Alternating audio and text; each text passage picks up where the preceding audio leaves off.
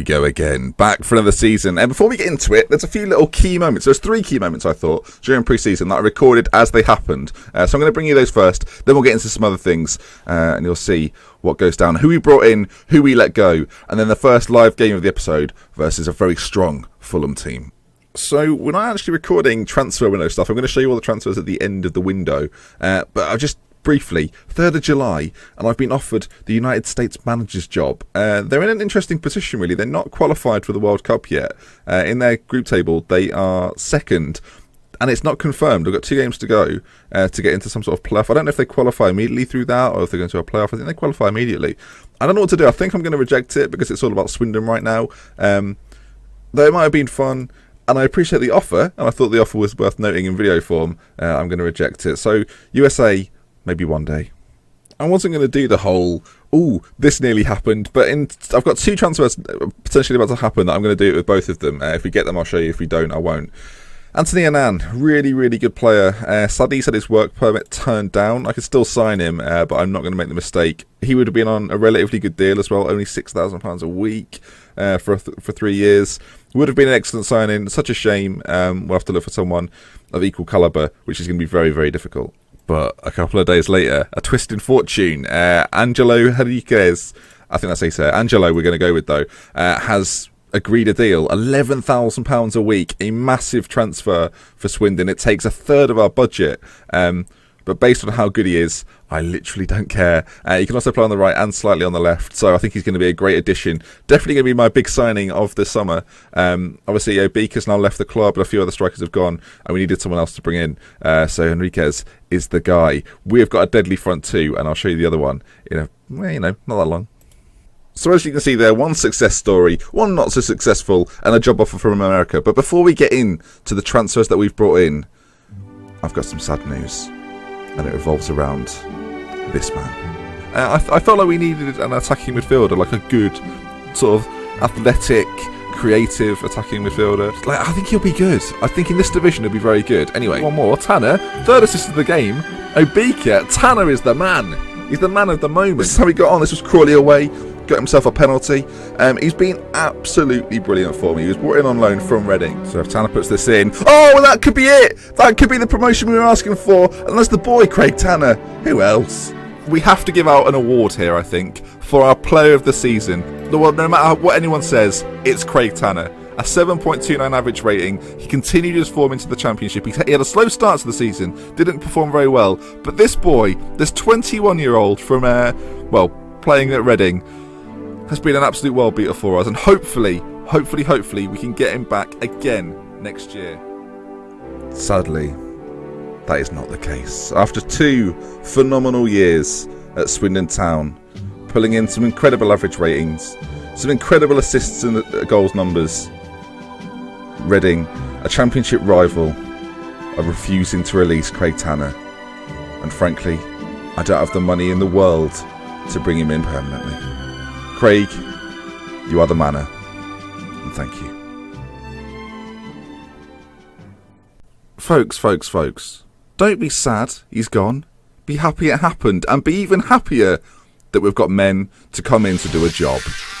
Introducing Angelo Henriquez. You've already seen him, and he's the first one we're bringing in, class striker from Italy. You'll know him. A wonder kid on this game, Bonazzolio or something. Yeah, we'll get there in the end. Another one we're bringing in, Joe Murphy, backup keeper, vital in this cog. A defensive midfielder, the man Diakite. Moving forward, a little further up the pitch, Chris McCann. And not far behind, the Bale's back, people. He's back and he's ready to go. And arguably the Tanner replacement, the man with all of it on his shoulders, Ryan Mason. So, let's crack on. So I think it's probably fair to assess that we're having a budget year. A few of the key guys from previous episodes and previous seasons have gone out, and a few guys have come in. So let's have a look at those. Well, a few of those that have gone out. Obviously, Alex Bruce has left, didn't really cut it at this level. Jonathan Obika, time to say goodbye, has gone to Barnsley. Was good for us in year one, as you remember. And Kasim, another one, debated letting him go. Wanted about £12,000 a week, and he's not quite that good. So I had to let him go. Another one, Sean St. Ledger, obviously brought him in on a free. He's now left. left the club. You know, he's not cut out for this level of football. He's good, but he's not great. And as I showed you the ins, so we spent no money and we brought in no money. So it's gone well. A couple of loan deals, obviously, for Nico Bonazlio. But no, it's not Leo, is it? It's Lee. Zoli. Bonazlii. Zoli. Thank you, comment section. So yeah, 6'4", 19 years old, only on loan from Tottenham. Tottenham bought him obviously because they're a feeder. I thought, well, we'll go for him. We didn't get Harry Kane, but he was a good replacement. Ryan Mason, we got on a free, already worth 4.8 million. So yeah, £4,000 a week, not even a great deal of money. I hate to say it, I'll say it quietly, probably an improvement on Craig Tanner. So he's got a lot to live up to, and he plays in that shadow striker role, which is very important for me. Elsewhere, Samba Diakite. We obviously looked at Annan at the beginning of the episode, and he can come in. So Samba Diakite is the man to do the job. Physically, fantastic. Only 27 years old. Obviously, some players of this sort of ilk are sometimes a little bit older, but we'll have him for a good few years, which is really important. Chris McCann, on the surface, doesn't look like a flashy signing, but another midfielder, quite versatile as well, can fill in a number of roles if required. So that's really, really promising to see. Who else we got? Joe Murphy. We'll brush over this. He's a backup goalkeeper. And Kenneth McAvoy. We had him last year. Looks very much like Gareth Bale. And he's back again. He had a good season for us last year. Doesn't look like he had a good season, but I think we know that he was a pivotal part of how we operated. And obviously the big guy, I showed you him previously, but the stats on this boy, I tell you what, we've got him contracted. He's already worth 8 million. Anyway, I'm going to take you straight in. We'll skip forward into the Fulham game. I say skip forward into the Fulham game. It's literally right now. All I did was change the formation. I already planned that I was going to play Diakite a little bit further forward. So that's the only change we made. Elsewhere, I just made sure everyone's position was right. So I had a little fix around or medal around during pre-season. Right then. So we're playing a very strong Fulham side. Matroglu and Ruiz, surprisingly still at Fulham. Little did you know. Or Ray Wilkins, see if you can hurt them. Yeah, that's it. Show them on weak foot. That's the way we do it. So we're going to start on standard fluid. I've not tried fluid yet. On this Save It All, I've not tried a fluid sort of system within Swindon, but I think we've become that little bit more technical that we can afford to play a little bit further up the pitch with a few more phases of play and see how we get on. Now, under normal circumstances, I would play this game in 3D, but I think for this episode, we'll play it just in 2D, just so we can get through this game. And obviously, the highlights, I believe, are on in 3D.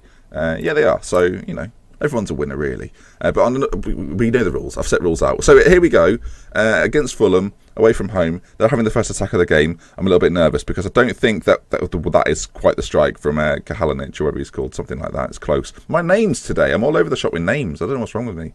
Usually I'm spot on, but not today. Finds it on the edge of the box. I think he hits it first time. No, not quite. Takes a touch. Right-footed. Fotheringham's nowhere near it. It's a great strike, to be fair. And that already puts us 1-0 down after 25 minutes, which is a shame.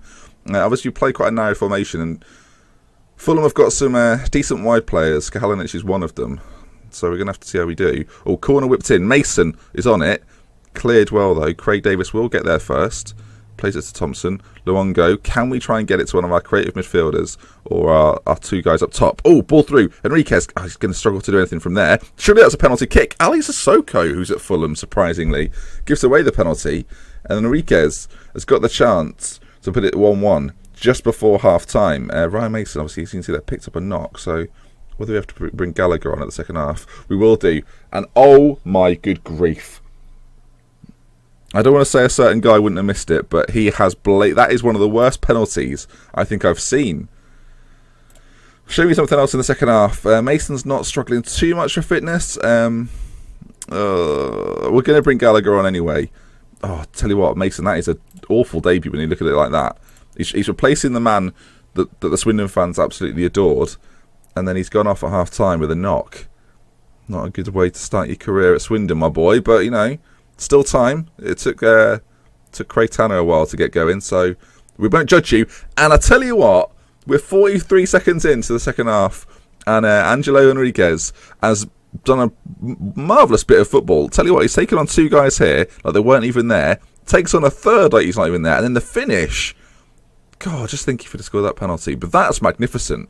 And he could have a very good career this season. I'm very much looking forward to using him a lot. So I hope you enjoyed the beginning of the video. Obviously, it was a little bit different. If you did enjoy something a little bit different, feel free to leave a like. Do it now before it gets too late and you forget. Make it sort of special for me. Come on, here we go. We're 3-on-2 at the back. Enriquez, can you play through Davis? Davis is going to be a big guy for us this year. He's obviously our third choice striker now, you'd probably imagine, but he's still going to be a pivotal part to how we play. Enriquez, oh, he smashed it home.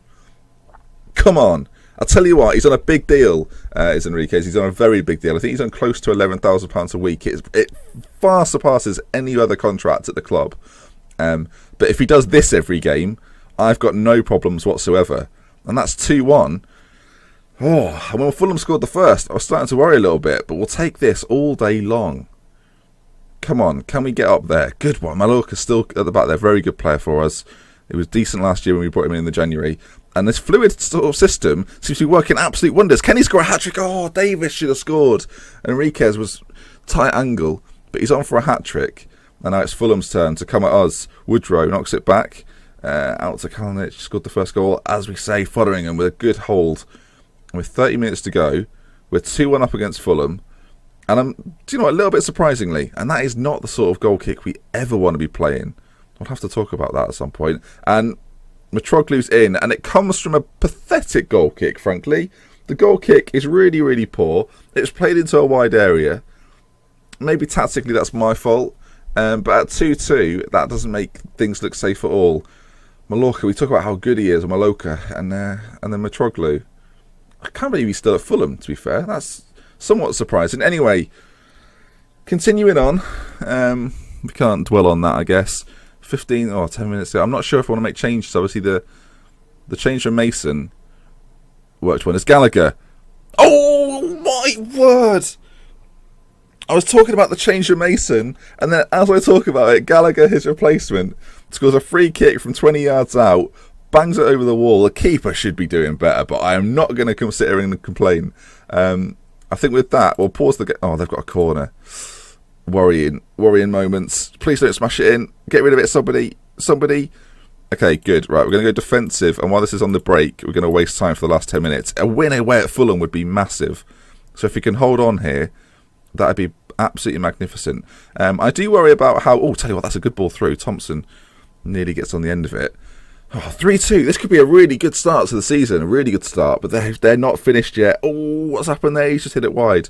It looked like penalty country to me. Fotheringham, again, absolutely what happened in the first instance. If he gives away a goal, he's redeemed himself, but we've got to work on that. Maybe it's to do with my tactical instructions. Maybe I need to put it on player out of defence, because that sort of goal kick is not going to cut it, especially when Federico, the Italian, is not on the pitch. He's 6'4". If we're ever going to do that kind of thing, then he's the man we're looking to aim for. Clearance. Not long to go in this. 10 seconds and they're on the attack. Ball whipped in. Not a convincing clearance. Thompson keeps it in. Boots it clear. Referee. Yes! Easy. I was going to say easy win. That's not an easy win. It's a good win. I'm confused. I'm just overwhelmed, really. That's a fantastic win, though. It really is. Beating Fulham on the opening day away from home, and we missed a penalty. That second half performance has been absolutely magnificent. Feel a bit for Ryan Mason. Obviously took him off. And we performed way better in the second half. Anyway, that brings us to the end of the episode. I hope you've enjoyed it. If you have, please leave a like. And if you want to see more, subscribe to the channel. So yeah, this is the series I do on my save on my channel. Obviously, the FM League is now a side to that. Exciting, isn't it? Anyway, if you want to see more about that, there's a link to the draft. I will be doing a video later this week on the team I picked in the draft. So from me, Dr. Benji, thank you very much for watching, and I'll see you soon. Goodbye.